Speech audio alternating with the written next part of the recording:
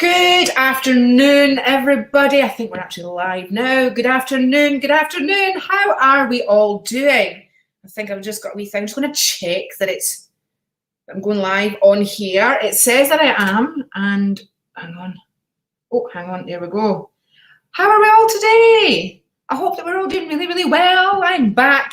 Like I said, like I put a post up this morning saying that I have the wonderful Tara Murney that's with us today, the dream queen herself, and she is there to talk about everything dream orientated. I think we're kind of looking at today about how dreams come to be, how dreams actually manifest, and what do they actually mean?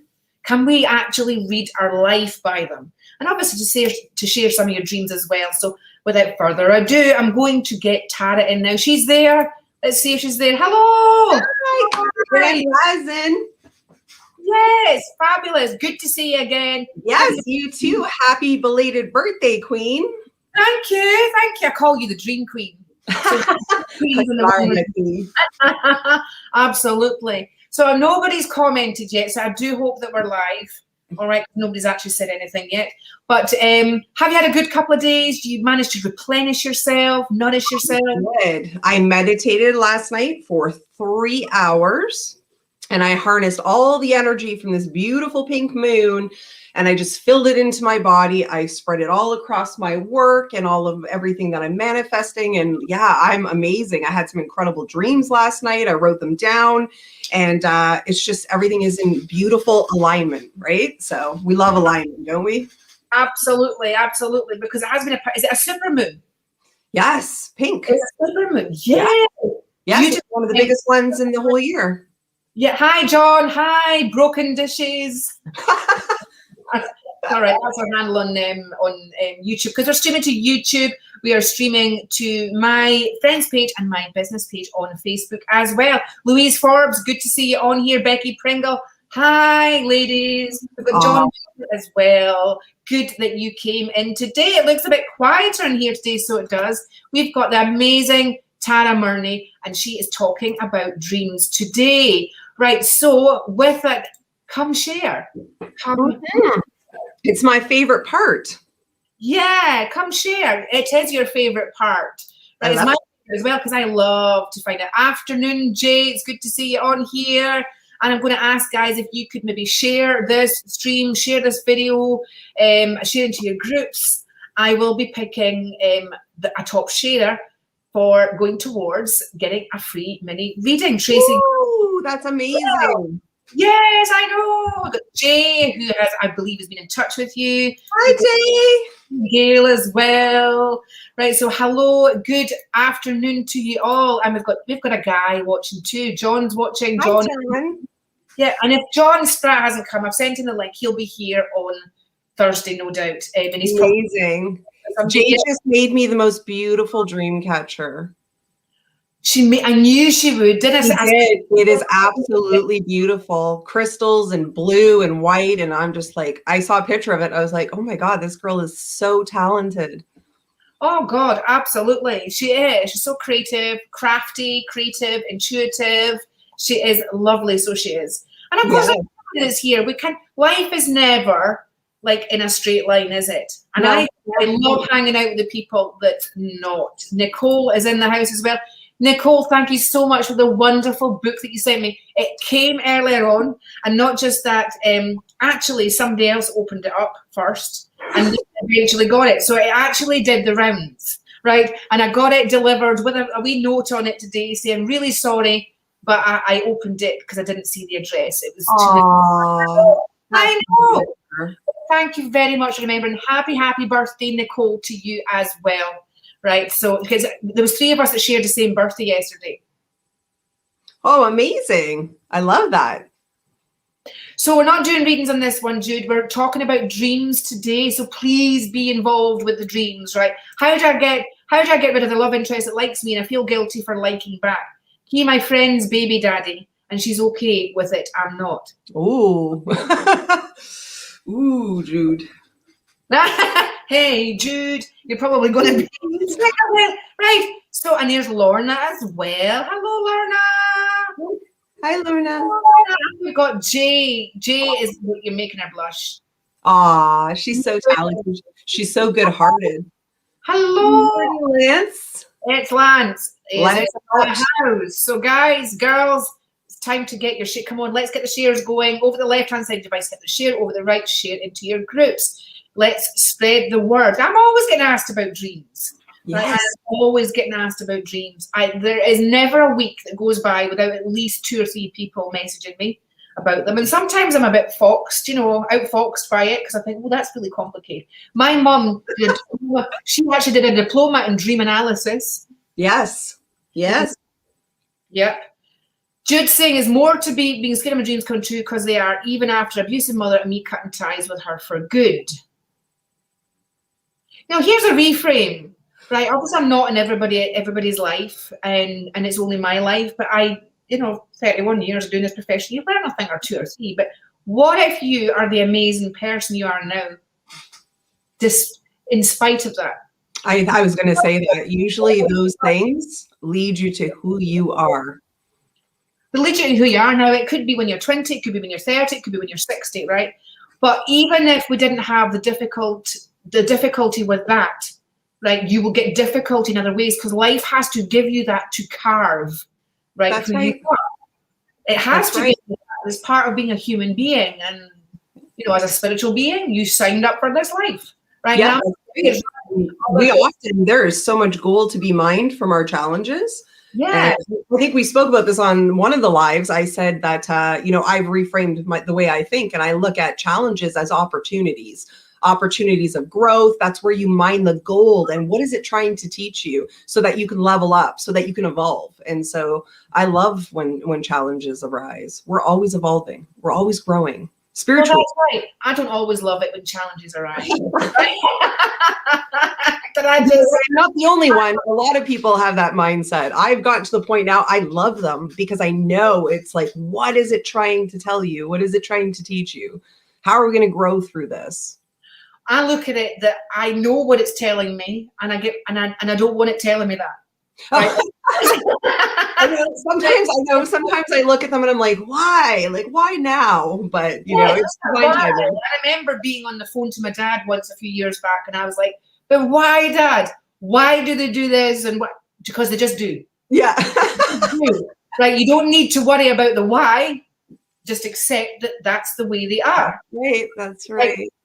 That's right. And so the other one is when you're helping somebody, because you had this challenge to get over the other day, and if you don't mind me talking about it now, I'm not going to mention names or anything, but when you get that, when you dedicate and you invest energy and time and love into a situation or a person, hands up who's done that several times in their life. Yeah. Right? Several times, right? Yeah. I'll get my leg up if I could as well. Right? I'll put my feet up. Yeah, probably right now. You are the same. You've probably done that, and then it's not come back from that person. Or That's right. That's right. I call that a bad investment. Right? I call that the juice wasn't worth the squeeze. I love that. I recently just went through that, and I really had to sit back and just, what I realized is that I set expectations too high. And often in life, when we set them too high, we end up being bitter or resentful because the other person didn't return. And so I recently just went through that, and I just had to reset my boundaries and lower the expectations. So. Well, that's right. This is another form of dream. You've got dreams and you've got delusion. Yeah. Delusions. Yes. And sometimes we fall into those delusions, but it really does come down to expectation. It's a waking dream. So dreams, I've got to say that I'm really good at going to a dream state, even in a waking state. Can I just say that?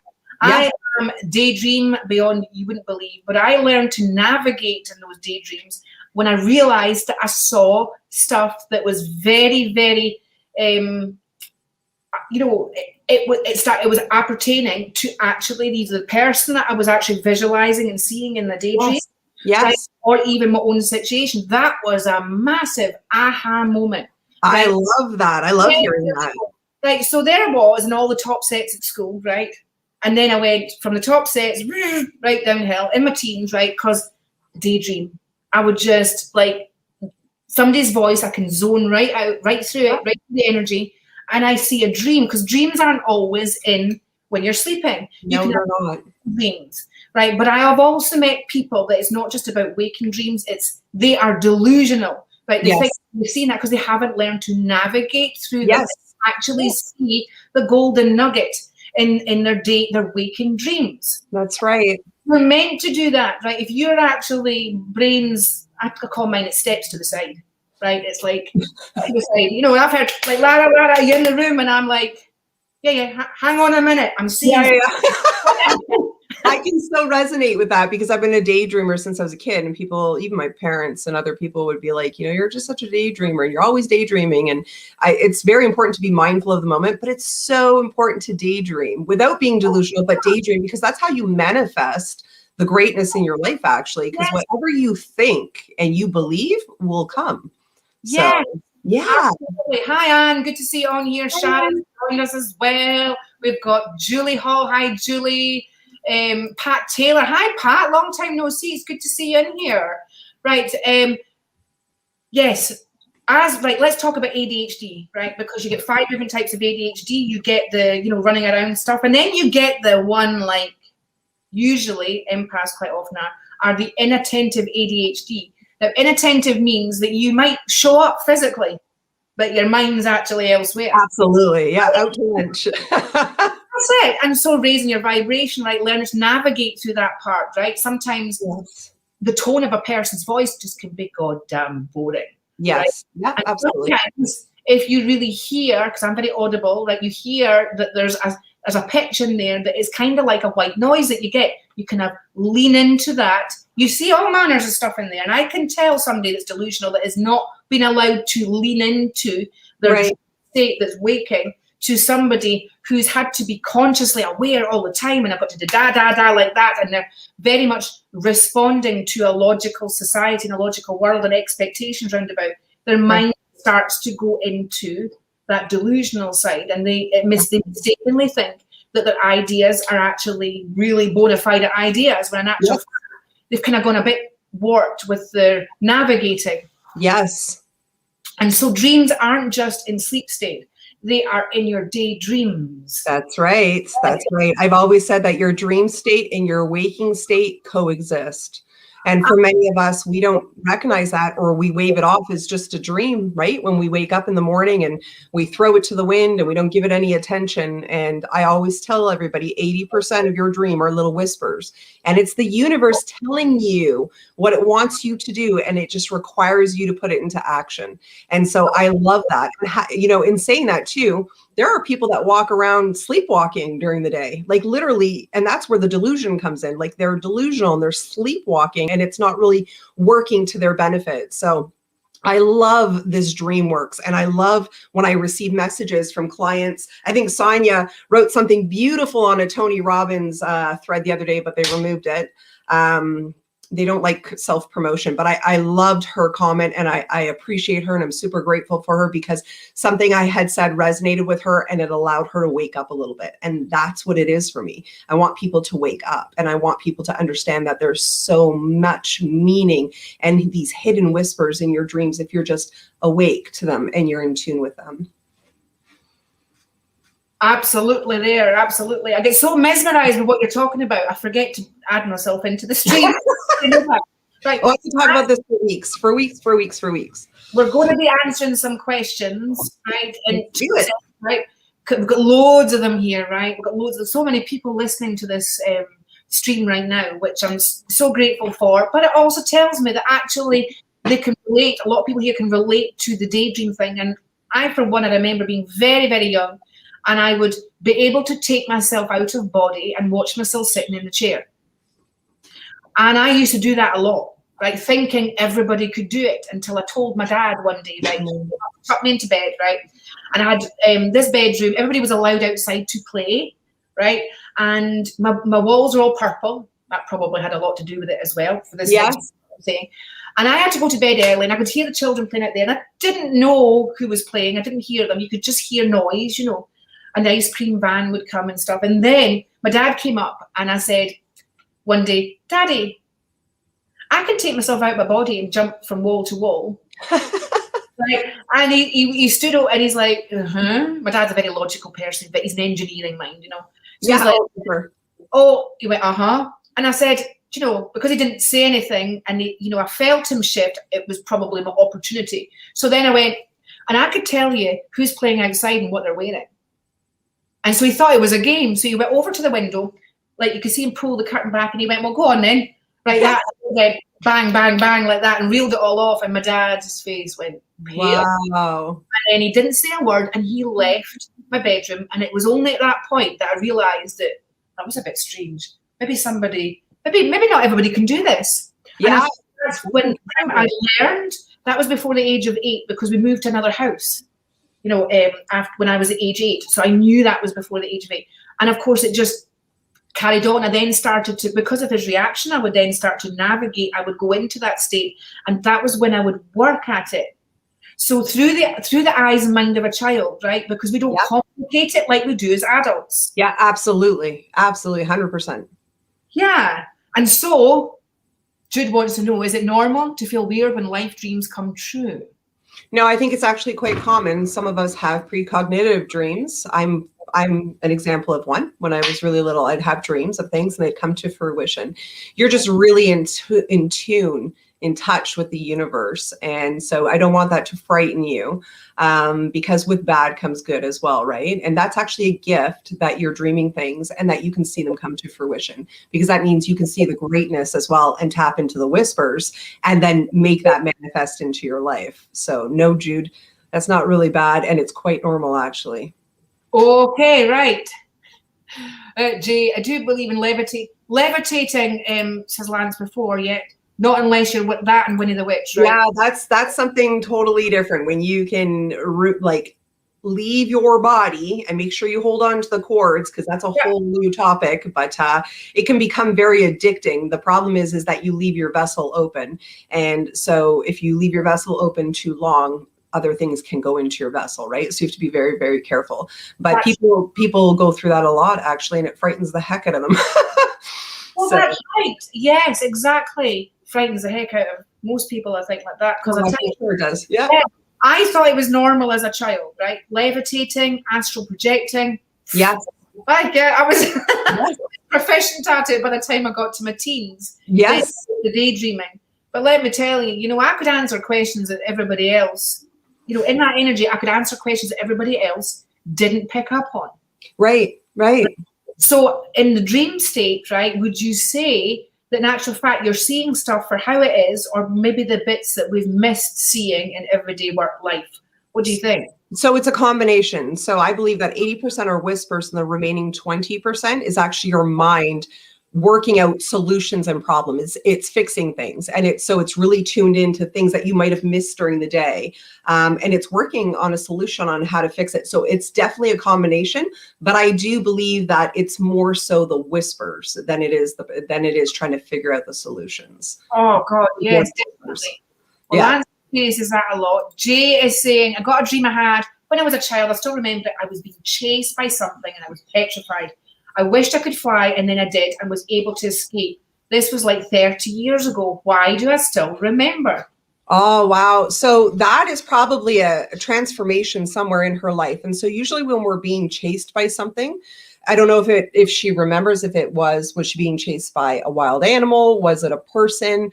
But that's really her moving in transition into a new stage in her life. And flying is just this beautiful sense of freedom and being able to observe the world. I'd love to know, 30 years ago, how old is Jay now? Do you know how old she is now? Jay, how old are you at the moment? I think she's maybe in her early 30s. I'm going to write that one down and send her a detailed one. Of that one.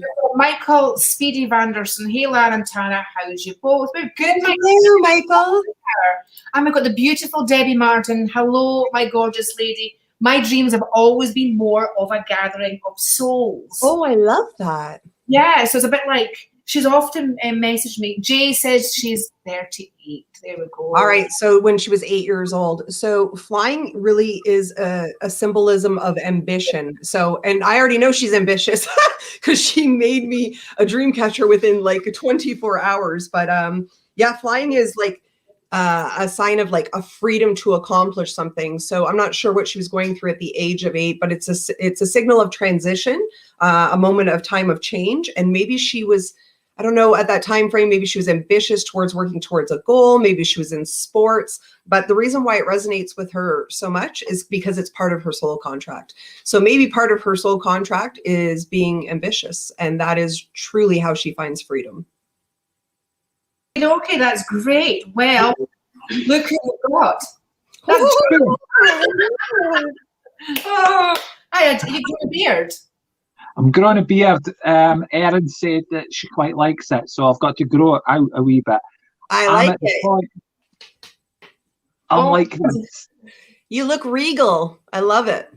Regal. I like that. Regal. Yeah, regal. I love it. You just got to put on the color purple and you're a king. No, there's an idea.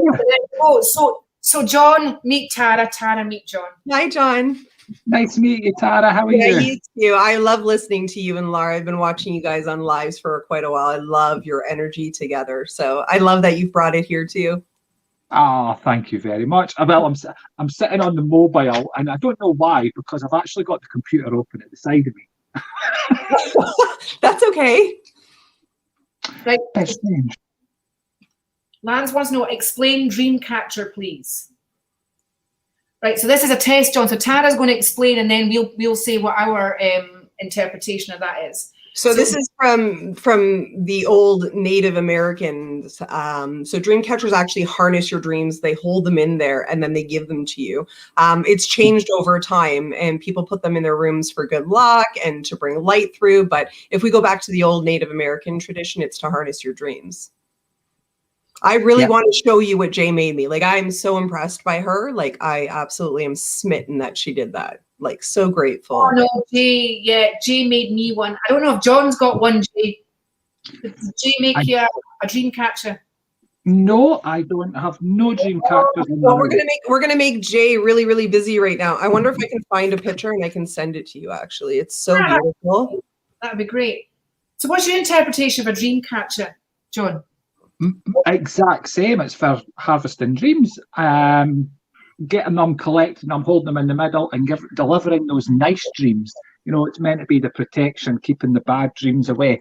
I'm giggling because my Erin's just brought me a dream catcher in that the kids made out of a Poundland toy. That's amazing! Oh wow! Oh my god, I love it! It's got tools. So I love it. It's so cute. Music. We've got, what's the green spinny thing? What's that? Just a little green spinny thing. Oh, I love it. Flower. I think it's a flower. There are some people, like if you look on Pinterest, there are some people that make some incredible dream catchers. And especially if you go into like the old folk, like Native Americans, like not only does it harness great dreams for you, but they intentionally would put it over babies' cribs, actually. That is the cutest thing ever, Jay wrote. They would put it over their babies' cribs to actually stop the bad dreams and the nightmares for coming into their little babies' minds. That's the thing I would say. Like, a lot of people hang dream catchers on windows and stuff like that. Yes. It's got to be behind your bed, on the wall where you sleep, so that when your dreams go up, it catches them. Yes. Right? It's not going to catch your dream if it's hanging on the window latch. That's right. And it also stops the bad dreams from penetrating into your You can do the ceiling just above you. Yes. I have them over my daughter's beds, both of them. My 16-year-old has had hers there forever. She refuses to move it. I love it. So it makes a lot of bad dreams, that's right. So it, you get good dreams and stuff like that. The dream it's a bit like, I suppose, when you're using the leaves for the tea strainer, isn't it?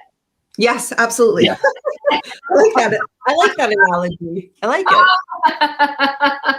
it. It feels like it's ages since I've seen you, John. The last time I seen you, you've got a beard and you're making me feel like I haven't spoken to you for like a year.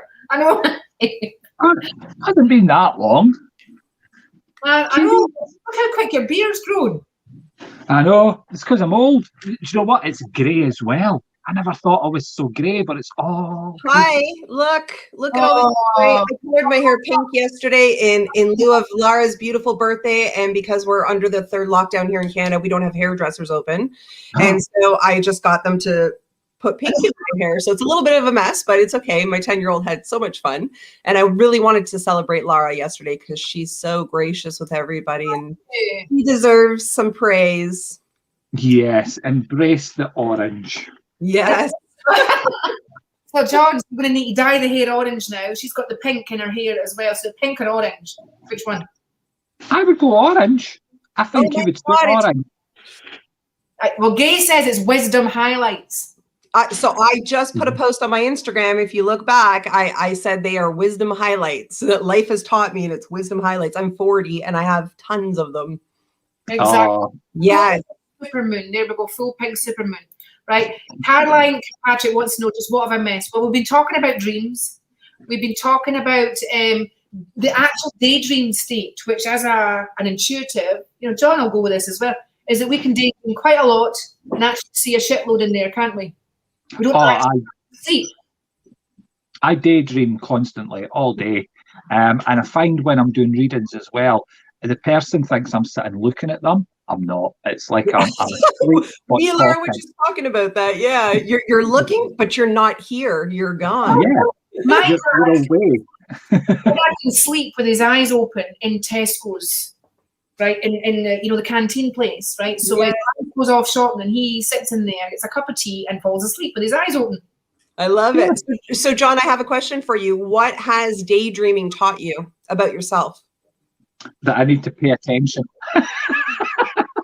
That's right. To the whisper, right? To the whisper. Here's something. How do we know that this is not our sleep state?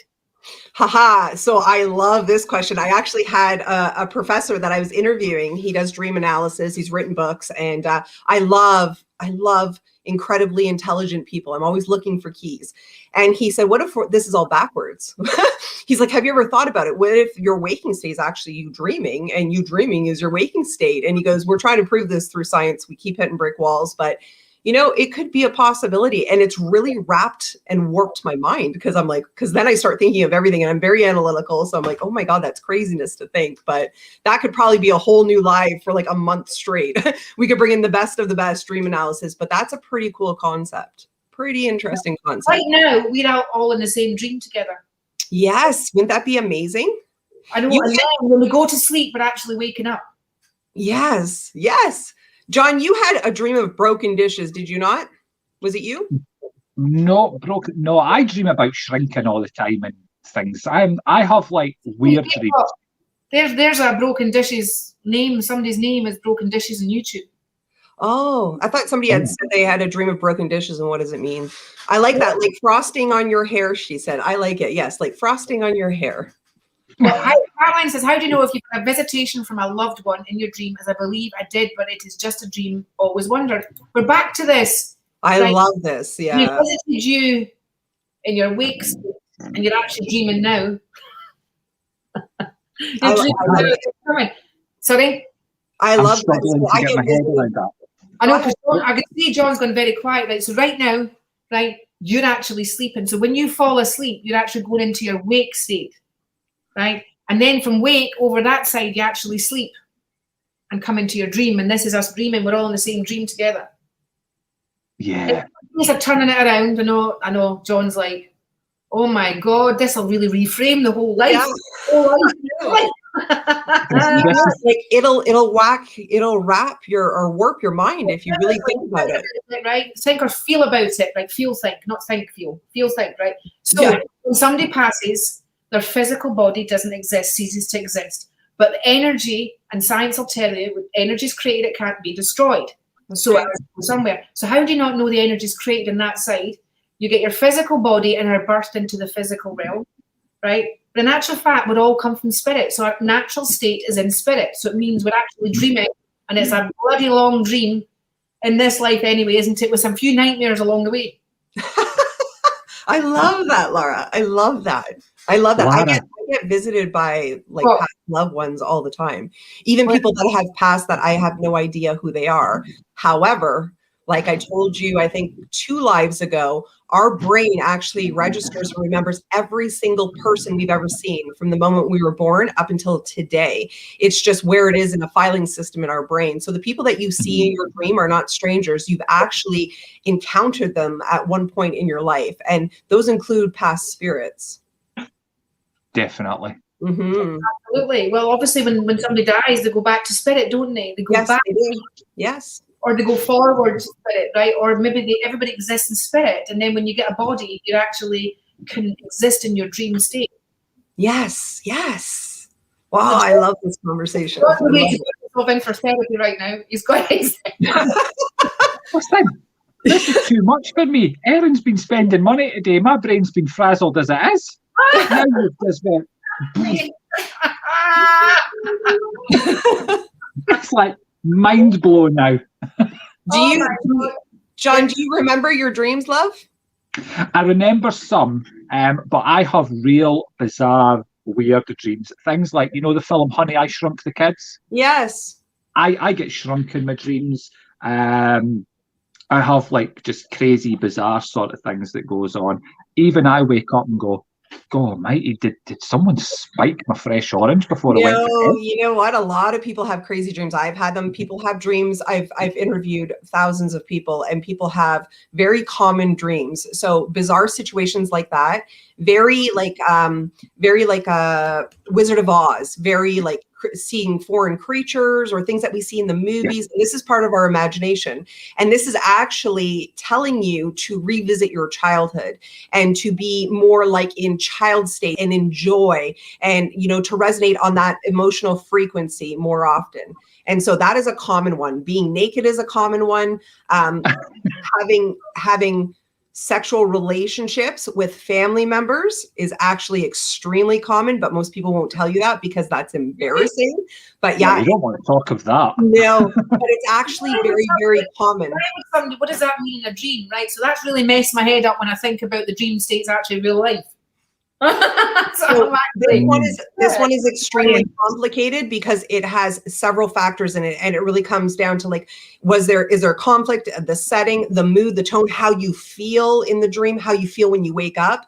But a lot of it comes down to symbology of the connection with that person on a soul level and not really on an intimate level. And the reason why it's shown as intimacy in a dream is because when we are intimate with another human being, it is the energy is transferred. It is like the soul combined.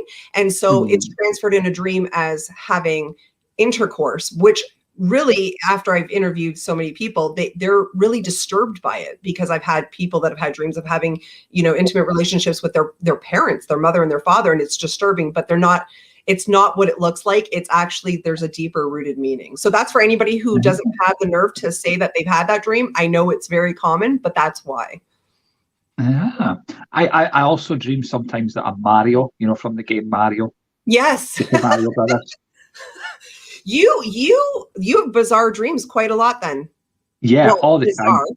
Yeah. So this is really the world telling you, John, that you need to kind of reset, calm, be still, whether it's through meditation, whether it's through your intuition, and really go back to in that joy state. And so on a Hawkins scale, we know that joy and gratitude resonate at about 540 megahertz. And if you are in that joy state and that state of gratitude and joy and being playful and using imagination, the universe, law of karma, will give it back to you. Yes.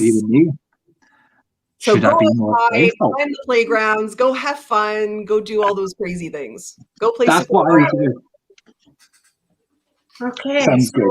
You dream that you're part of the Mario thing. I'm thinking, oh my God, I usually actually dream things that kind of run around collecting coins. I love that. I had a dream. I remember I used to fly naked, right? Flying naked, right? So basically I'm coming out of body, and because you don't have clothes on a body when you're, you know, like in spirit. So I'm coming out of body and I'm flying. But my brother and I used to have the same dream where we used to walk along this wall from one house to school and then back again. Right, but I didn't know that until years later when we actually, you know, spoke about it, and we used to fly as well together going there. And back. Wow. So flying is ambition. Flying means ambition. Absolutely. hands down. And being naked, I think we discussed this last Thursday. Yeah. When you're naked, it's a sign of being vulnerable and that you're nervous and you don't want the world to see who you truly are, because maybe it has to do with insecurity. It's just being vulnerable. And it takes a lot to be vulnerable for many people on the planet, right? That is the number one thing with being naked. Well, that's right. But when it's appeared intermittently, I think I always feel responsible for my brother. I think that's what it is. I'm always absolutely. Take his hand and lead him down the path. The problem is he keeps letting go of my hand and he goes off in a weird path. Because he's ambitious. I bet she's tenacious ambitious. He's not entirely at all. Really? He lives a very questionable life. Completely opposite to me. He's also different coloring, dark hair, dark eyes, tall, slim, and he leads a very a life. Is he independent? He lives independently, but he struggles with that. Yes. So is he always striving to be independent? No, he just exists, basically. He literally exists. So what I'm saying is that he is completely different to me. Like, as in, we don't even look alike. You would never look at us in a room and actually realize that we're related to each other, right? Really? Yeah. Is he younger than you? 1.5 years younger than me. Yeah. That's why you're holding his hand, for sure. Absolutely, hands down. I have dreams of my own brother, and he's 4 years younger. And on all my dreams, I'm always either coddling him, arm around and holding his hand. That's being the very motherly part of you, right? The very protective part of you. Oh my God, that followed me right the way through up to just now. I feel like I've got to do that all the time, and it's not okay. Yeah, no, it's not. You have to have boundaries and you have to fill your cup, right? And if you keep pouring into other people, even family members, it can become quite exhausting. And then you kind of shackle yourself with bitterness and resentment. And that'll come through in dreams, right? Because the universe is trying to tell you to let go of that so that you can go and get in your car of destiny. And you can't do that if you're shackled. My destiny car, I love that. Yes, I love it too. Love it. Tara, please help me with this. How can I stop having nightmares? Please help us scream and shout in my sleep because of being attacked in the past. Oh my God. Okay, Michael. So I used to have night terrors. I used to go to a doctor for it all the time. And I would literally, so if I was crying in my sleep or I was screaming in my sleep, like my husband has done it where he's like kind of shaking me a little bit, because you're not supposed to really rattle people out of their dreams. You can cause them to have like a heart attack, but it's because you're not in tune and you're not in line with your body.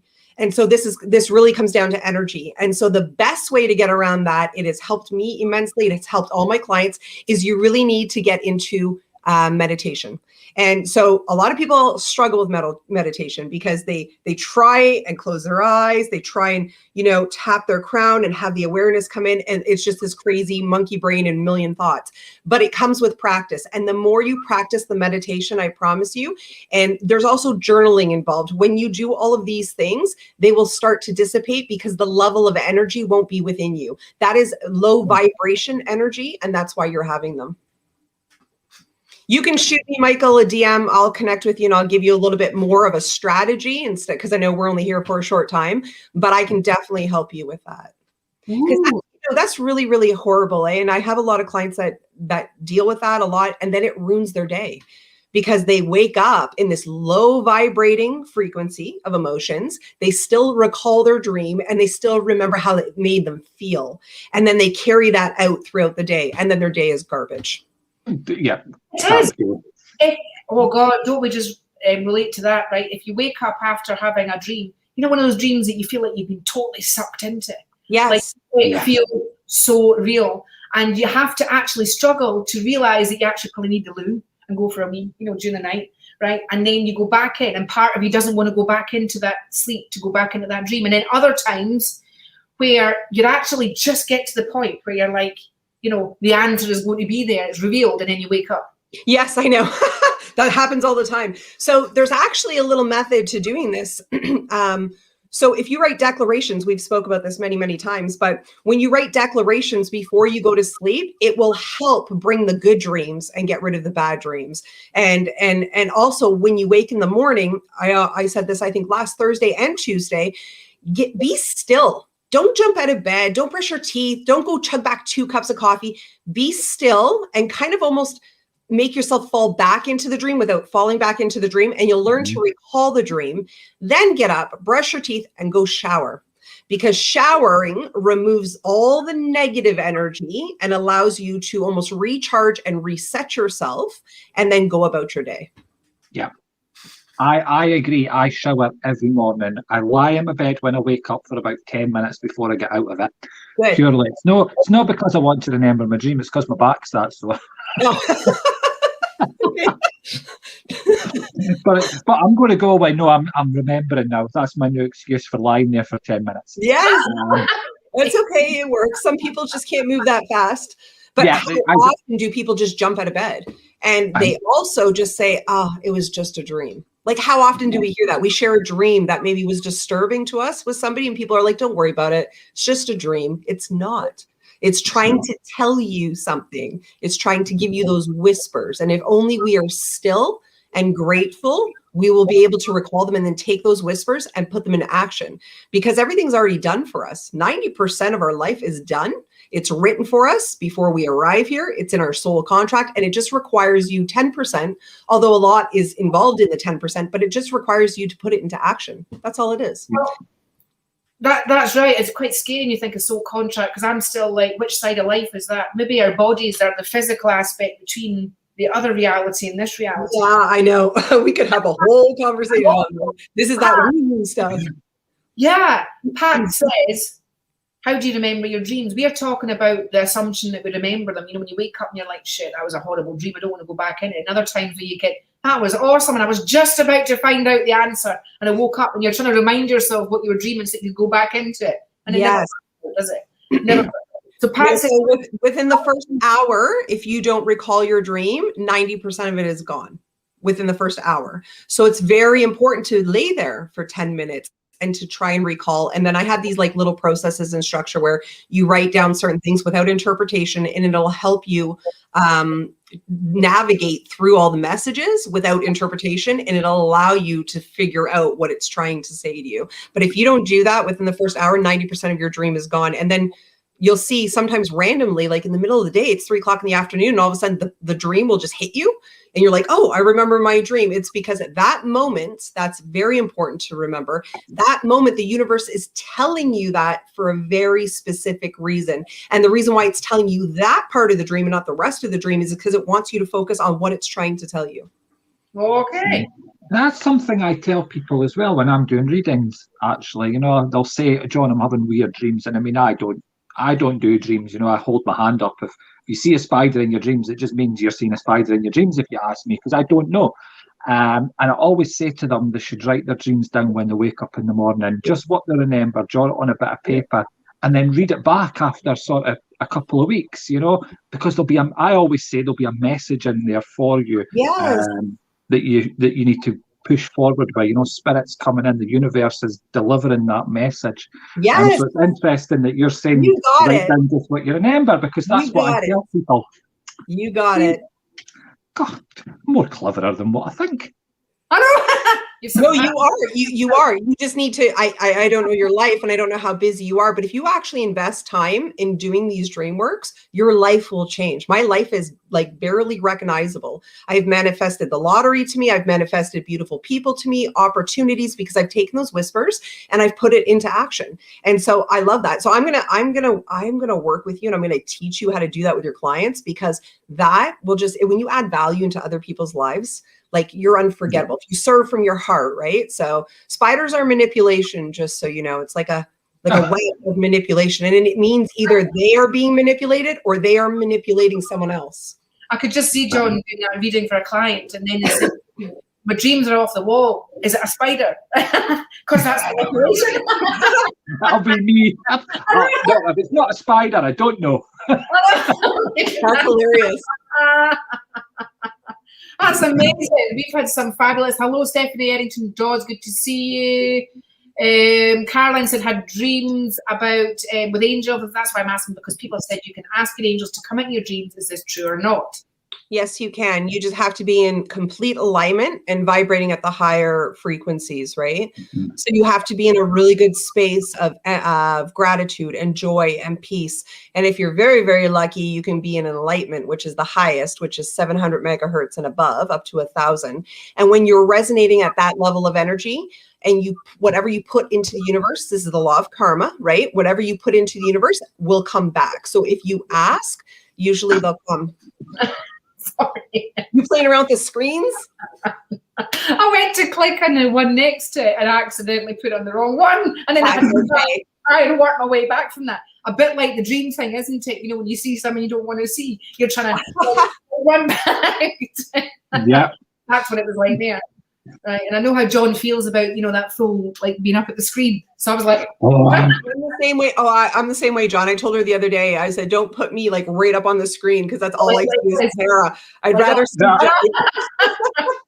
I'd rather see John or I'd rather see you. Yeah. Yeah. She loves I hate it. She used to do it all the time. We'd be on and I'd go, oh, Lara, please change the layout of this screen because you just saw everything. Like, I know. Oh, so are you writing a dream decoding book, Tara? Yes, I am. I've been working on it for 5 years and I've really been focused on it for the last 3 months, finishing it because it's almost done. I when I was little, I used to go and into all the bookstores and I found dream dictionaries, and it started with one. I was obsessed and I bought them all. I don't even know how many I own, but I realized I did realize something really, really fast. They're no good to us. And the reason why they're no good to us is because we all interpret very, very different. Interpretation, that's right. Whoever wrote the book. Now, the reason why John was probably laughing like that, he had a wee snigger there, was because he understands about the whole obsession with things, don't you? Do you? What are you obsessed with? I'm obsessed with tarot cards, oracle cards, any type of psychic card or tool that does like little readings.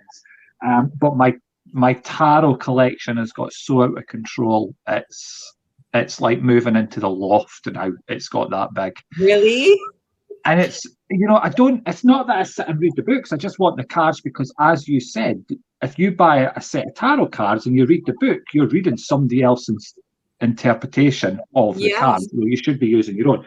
I just love cards. Even if I'm out and I see something like, we were in a shop not that long ago and there was a little pack of cards and it had just one symbol on each card. So it was like a crab, a spider, a hammer, an owl. And I was like, oh my God, I need these cards. And Erin was like, what for? I'm like, I could do readings with these. And she's like, Ron, it's just a plain picture on the front. I'm like, exactly. I love it. Simple. And I use them all the time. I love it. I'm obsessed with oracle cards recently. I've been purchasing a lot of them. So I kind of feel like you a little bit, but I'm obsessed with crosses. Like I have crosses all over my house. I think I sent Lara a picture. I collect them from all over the world. There are certain things that drive our soul, right? And that we just love. And so my husband's like, enough with the crosses. So I can understand how it's enough with the oracle cards, but you know what? You do whatever lights your soul on fire. That's it. Yeah. I mean, I even have a pen that gives you readings. You know, it gives you guidance every day. Where did you find that? I don't know. Someone gifted it to me. That is incredible. That's incredible. You can but just I ask do a understand question. the card thing because it's interpretation, right? And so the same with dream dictionaries. I got to a point where I stopped and I said, I'm going to write my own book because really, you know, the best dream dictionary in the world is yourself. Because you're the only one who understands the meaning. You can put two and two together. You understand the conflict. You know, one symbol to me might be very different for you, right? The meaning behind it might be very, very different. So I no longer buy dream dictionaries, but I am absolutely writing a book because my goal is to get millions of people by 2025 to tap into their dreams so that they can get into their car of destiny because it's waiting right there. Mm-hmm. There's that destiny car again. I spoke to Tara about being in two cars, right? Most people, right? You drive along in your one car, but then you see another car that you like, right? So you try to get out the car you're in and put your leg in the other one. You can't drive two cars. No. So the destiny car was created from that point. Yes. Yeah. And how many of us are actually driving in someone else's destiny car as a We passenger? are. Yeah. Early, and we go in somebody else's car and we're driving that. One day we go, why am I driving this car? Why am I driving my own car? But when I see the destiny car, I see like a purple car. Yes. I see purple for some reason. But It's Jeanette, a kind of spirituality. It's a yeah, kind of spirituality. driving that purple car, the car of destiny. But Love it. we're going to need to go shortly. I couldn't go. We couldn't wrap up without looking at Janessa's. I'm always in jail looking for my husband that passed, and then he isn't there, and I find a way to escape. Wow. So being in jail, this one you don't even need a dream dictionary for. You can usually figure this one out. The definition of jail is being in confinement with something. So whether it's, and it usually stems from something with an emotional blockage. So somewhere inside of her is this emotional blockage, and it's probably because her husband has passed. So it doesn't really necessarily mean anything to do with her husband being in jail per se, but it's this being like shackled and being confined with an emotion that she hasn't really dealt with or is suppressed. And it's telling her, well, if she's escaping from the jail, it means that she's going through the transition of doing that. It might be very slow, but just go with the flow, take your own time to process it, and eventually you'll never see the jail again. Okay, that's good. Thank you for that. That was very good. I enjoyed that. But one more. Keep coming. Is that a G's John that came up? G's John, that was to do with all your cards, I think. There. Oh.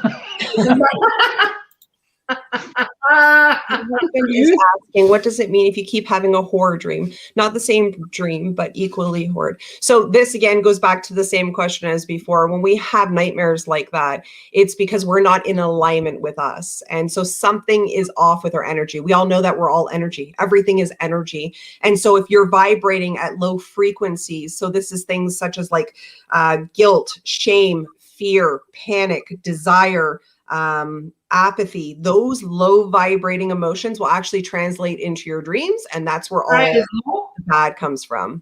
Desire is a low vibration, is it? Pardon me? Is desire a low vibration? It is.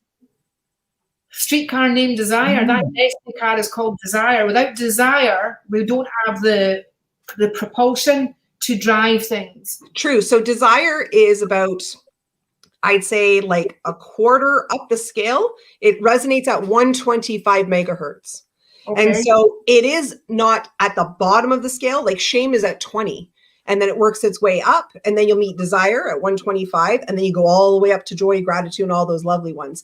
But sometimes we have desire for things that are not in alignment with us. And we desire other people's lives. We desire things that aren't in our soul contract, and we do it because we are in a mode or in a stage of comparison, like comparing my life to yours. And you see this on social media all the time. Wow. People are comparing and desiring lives that are not their life. It's not their greatness. It's not their story written for them. So it's a low vibrating emotion. Oh, that's quite interesting, because I would gauge that as something different, right? Yes. So motivating myself. I desire to get that task complete. I desire to complete my project, right? I do a motivational thing with that desire. I think depending on what the thoughts are will depend on how vibration, how much that vibration is going at. That's quite interesting. I love to hear about what measurement that is. Well, I think you can move or you can shift. So I do understand what you're trying to say, but if you use certain words with certain things, so desiring something and having the willingness to achieve that is totally different. So a willingness vibrates at about 310, 312 megahertz. So if you're desiring something and the willingness to go achieve your goal or your dream, then you'll vibrate higher. Okay. Desire is an interesting positive and negative. Don't go window shopping because it creates a desire of something that isn't necessary a lot of times. Yes. It's really to do with the meaning that you give it, right? The word desire can have two different meanings. Absolutely. That's right. So, John, that's clearly what Erin did today. Yes, a desire to spend my money.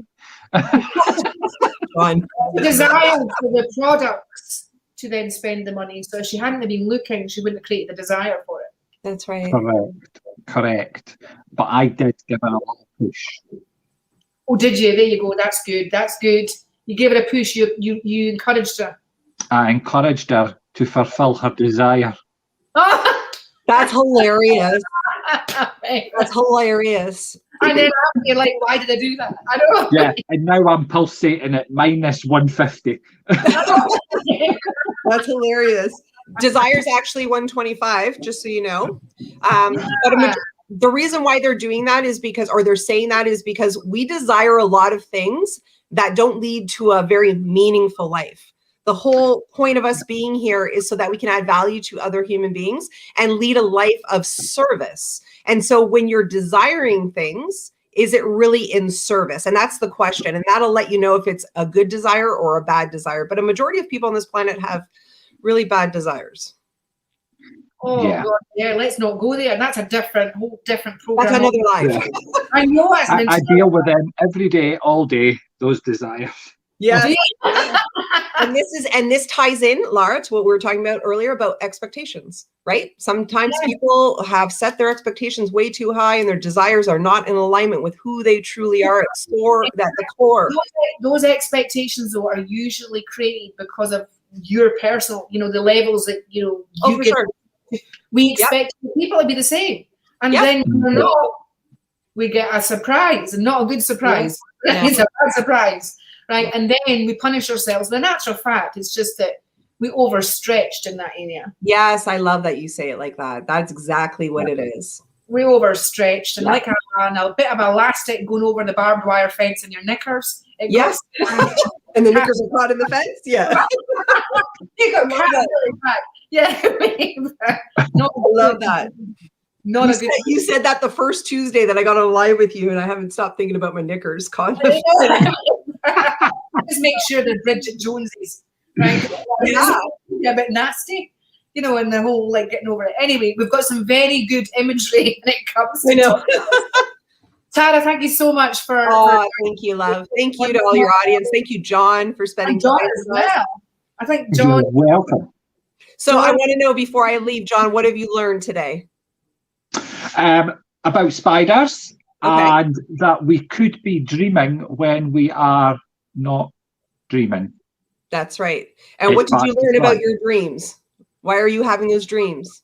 Because I need to go and play in the park. There you go. Okay. My job is done. See, that's John is literally working in that room long hours, right? He has the weekends off. Let me just kind of I'm speaking up for John here. So it probably is actually quite true that you need some playtime. Yes. Yeah, I work constantly. Yes. Yeah. There's this beautiful balance before I leave. There's this beautiful balance in the world, right? Light, darkness, rain, sunshine. And you really have to have a balance between play and work because, there's so many people. In our industry, right? And especially if you ever read. Vouch for this is that we tend to bring so much light or try to other people's life, we forget about ourselves. Yeah, and it's so important. If you ever read the book, The Top 5 Regrets of the Dying by Bonnie Ware, she's she's an Australian palliative nurse. Ooh. And so she took care of patients that were dying and she spent the last 12 weeks of their life with them. And she recorded their dying epiphanies. And there's 5 of them. And I can tell you none of them. It is the best book. I'm a book junkie. I read a book every week and a half because of Clubhouse now. But anyways, that is top 3 books for me. And it really puts life in perspective for you because a lot of these people that were dying said they regretted working so hard and not spending more time with the people that they love in their life. That was the number one thing. And so just really finding that happy balance, John, go play, go be a kid, go do whatever makes your inner child happy and sing. And that's where you'll find imagination and creativity and more doors of opportunity will open up for you. I promise. Yeah. I mean, I've got to admit, I'm quite good. Okay. I work during the week. It hits about 6 o'clock and that's it. I do no more work. Put the phone away though, and don't answer emails. Don't respond. It's John time. That's it. I don't. I'm so bad. It's John at 2 a.m. in the morning and he's there. Oh my gosh. Not just that, right? Can I just say this is when we come into, and this might be a really good discussion sometime, expectations. The expectations on a man are different to the expectations on a woman. Absolutely. Absolutely. And this is why we're trying to teach men provider. There's a beautiful balance between your masculine and your feminine. And for years, we've always told men that you have to be the breadwinner, that you're not allowed to be emotional, that, you're not allowed to do all these things. And we put these big, huge labels on these poor men. And it really, that book, The Top 5 Regrets of the Dying, one of them is, I wish I was able to express myself more. And this is where men are starting, especially with the new age of Aquarius and everything changing and all these beautiful light workers and the world's healing. Men are starting to tap into more of their feminine divine, and so that's compassion and love, and they're allowed to express their emotions, because it really does weaken and break down your immune system. And that's why I think women outlive men by numbers, and it's because men break down internally and they have heart failure and they have stroke, and then they just fall apart because they're not allowed to release those emotions, which they're supposed to do. That's a really good way to look at it, isn't it? By releasing emotions, we often block them in ways. I believe that people gain weight because they've got blocked emotions as well. Absolutely, hands down. The physical result of that. That's what's done it. It's all blocked emotions because he couldn't get out and get his hair cut. Oh my God.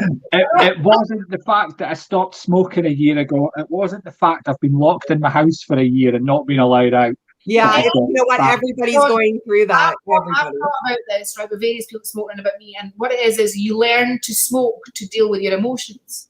Yes. Well, congratulations on quitting. How did you do that? About a year and a half ago, I wasn't well, so I was in bed for about 3 days, and then I was back up again. And when I was moving around, it was about a couple of days after I'd been all right. I turned to her and went, my God, I haven't gone for a cigarette. And she's like, neither you have. I'm like, I didn't even want one. Good boy. And I've got this thing. I haven't stopped smoking. If I decide that I want one, I will have one. But I haven't got to the point that I want one. I know that if I tell myself I am not allowed one, I'll want one and I'll have one. That's right. So I've trained my brain that if I want one, I'll have one. But I didn't want one. So, yes, that's amazing. Good for you. Good for you. So I need to do the same with food. Reverse psychology, isn't it? Reverse psychology. Yes, it is. There's actually an awesome book that it talks about how we are telling ourselves that it's hard to quit smoking. We've told ourselves it is, and that's why we can't quit. And so his whole book is kind of reverse psychology. It's actually easy to quit, and it reframes and retrains your subconscious and the label that you've given your file folder in your head that it's easy. It's so easy. All these people that say to me, it was so hard and they can't do it. I'm like, I smoked from the age of 14 and I only gave up last year and I was 37 and stopped just like that. No problem. Yeah, that's good. Even now, I walk down the street and even, you know how you get people saying after they stop smoking, they can't stand the smell of it. Yes. It doesn't even bother me when I'm walking and people are smoking beside me. They'll say, oh, John, wait, I'll move. And I'm like, that doesn't bother me at all. Wow.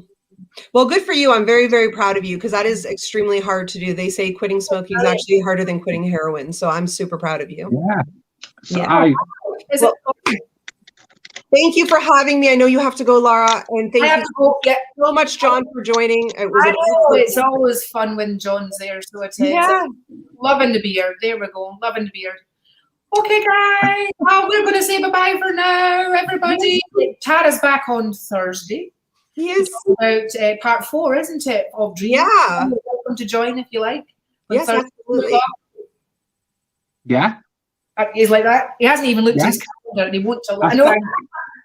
Okay, so John, you have some homework for me then if you're going to come Thursday. I want you to before you go to bed tonight, I want you to write down a declaration. A declaration is kind of like a short story of what you want the universe to tell you. And then I want you to go to sleep. And I want you to make sure that your environment is calm, dark, like no noise, no interruption, turn off your phone, all that stuff, and really start to meditate before you fall asleep. And when we come back here Thursday, I want you to tell me what your dreams were. Okay, cool. I'll do that too. And everybody on here, 2:00 UK time Thursday, we'll be back. Homework as well, and then we'll check in with us all and we'll all have a big discussion about it and have a laugh. Amazing. Thank you so much. I know. Lots of love, everybody. Bye-bye. Bye.